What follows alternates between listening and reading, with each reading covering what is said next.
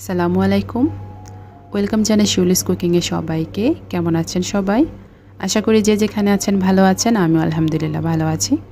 নতুন একটি পর্ব নিয়ে চলে আসলাম আপনাদের জন্য। আমার আজকের পর্বে থাকছে ম্যাঙ্গো পুডিং। কোনো রকম আগার বা জেলাটিন ছাড়া আজকের এই পুডিংটা সেট করব আমি। আশা করি আপনাদের ভালো লাগবে। তো চলুন দেখে নেই কীভাবে ম্যাঙ্গো পুডিং তৈরি করতে হয়। ম্যাঙ্গো পুডিং তৈরি করার জন্য লাগবে পাকা মিষ্টি আম। আমি এখানে 2টো পাকা আম নিয়েছি। এখন এই আমগুলোকে ছিলে ছোট ছোট করে কেটে নেব। আমি আমগুলোকে কেটে নিয়েছি। এখন একটি ব্লেন্ডার জাগে ঢেলে নেব আর খুব স্মুথ করে একটি পেস্ট তৈরি করে নেব। আমগুলোকে ব্লেন্ড করে নিয়ে এসেছি। এখন একটি ছাঁকনি দিয়ে আমের পিউরিটাকে ছেঁকে নেব। এতে করে আমের মধ্যে জন্য কোনো আঁশ থাকে সেটা বাদ যাবে।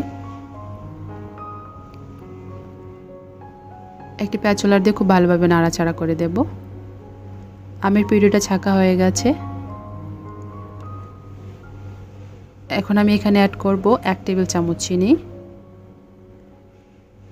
সামান্য পরিমাণে লবণ দিয়ে একটু মিশিয়ে নেব আর একটি প্যানের মধ্যে ঢেলে নেব আমের এই মিশ্রণটাকে। এখন এই প্যানটাকে এক সাইডে রেখে দেব।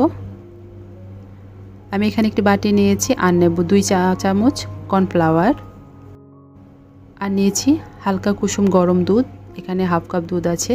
কুসুম গরম দুধ দিয়ে এই কর্নফ্লাওয়ারটাকে একটু গুলে রাখবো, এতে করে ভিতরে কোনো দানা দানা অংশ থাকবে না। দেখুন কতটা স্মুথ হয়। এখন এক সাইডে রেখে দেব আর আমের পিউরিটাকে চুলাটা অন করে চুলায় বসিয়ে দেব। অনবরত নাড়াচাড়া করে এই আমের পিউরিটাকে 2 থেকে 3 মিনিট রান্না করতে হবে, কাঁচা গন্ধটা যাওয়ার আগ পর্যন্ত।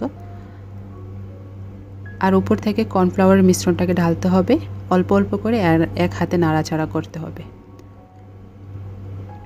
সম্পূর্ণটা একসাথে ঢালতে যাবেন না, এতে করে জমাট বেঁধে যেতে পারে।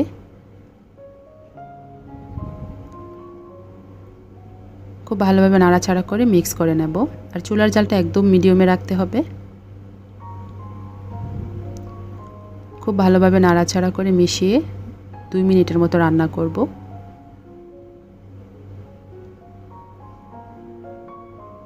আমের পিউরিটা রান্না করা হয়ে গেছে। এখন এই চুলাটা বন্ধ করে দেব। বন্ধ করে একটি জগে ঢেলে নেব। আর পুডিংটা সেট করার জন্য আমি এখানে একটি বাটি নিয়েছি। গরম গরম থাকা অবস্থায় এই বাটিতে ঢেলে দিতে হবে।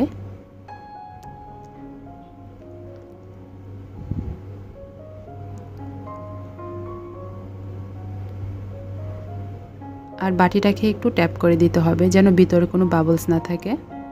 আমি আরও একটি বাটিতে ঢেলে নিয়েছি। এখন নর্মাল তাপমাত্রায় ঠান্ডা করে ফ্রিজে রেখে দেব 1 ঘন্টার মতো। ফিরে আসবো 1 ঘন্টা পর। ফিরে আসলাম 1 ঘন্টা পর। পুডিংটা একদম সেট হয়ে গেছে। এখন আমি পুডিংটাকে পরিবেশন করে নেব।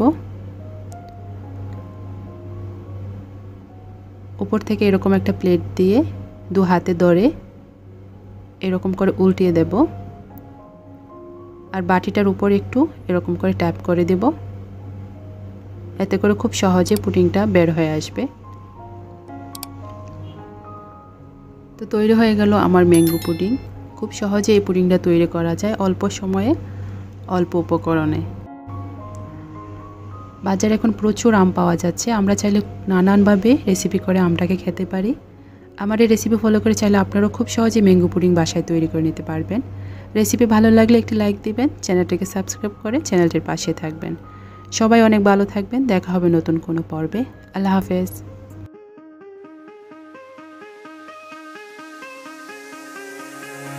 Give me reasons to doubt, try to keep me down, but I'll put the flame out. You can't get to me.